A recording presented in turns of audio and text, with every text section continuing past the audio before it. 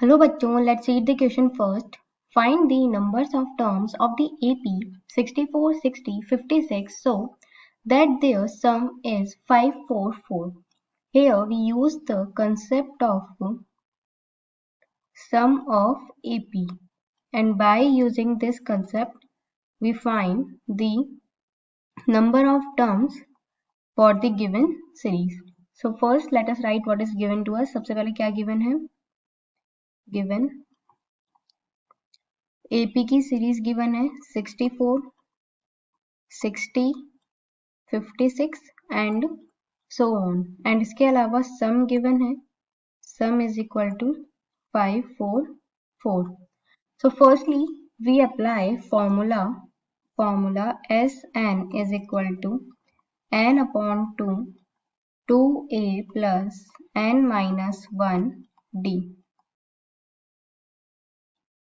So from this we can say that a की value है 64 first term, d is the common difference which is 60 minus 64 is equal to minus 4, and sum अपन को given है 544. So we have to find n is equal to what?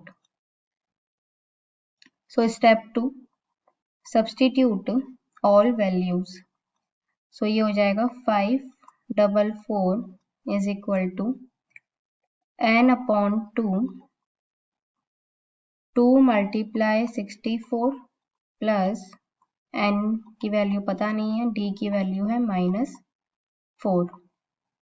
Now next step हो जाएगा 544, जो right hand side पे 2 है उसको left hand side पे ले आएंगे. So 544 multiply 2 is equal to n, 2 multiply 64 which is equal to 128 minus 4n plus 4.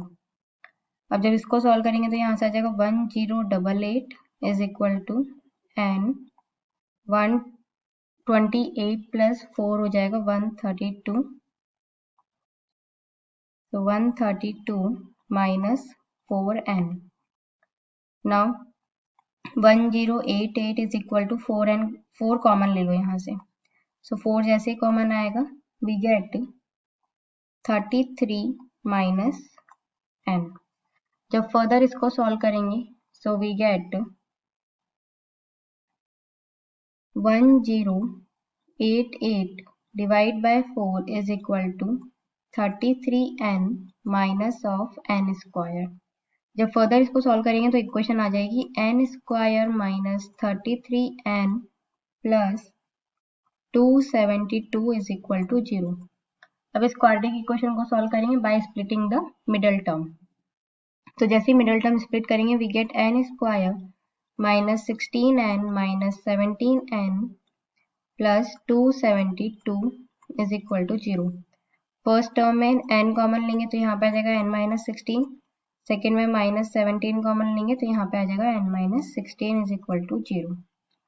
तो यहाँ से n की दो वैल्यू आएंगी, n माइनस 17, n माइनस 16. अब दो वैल्यूज क्यों आ रही है? Because the last term will be 0. So here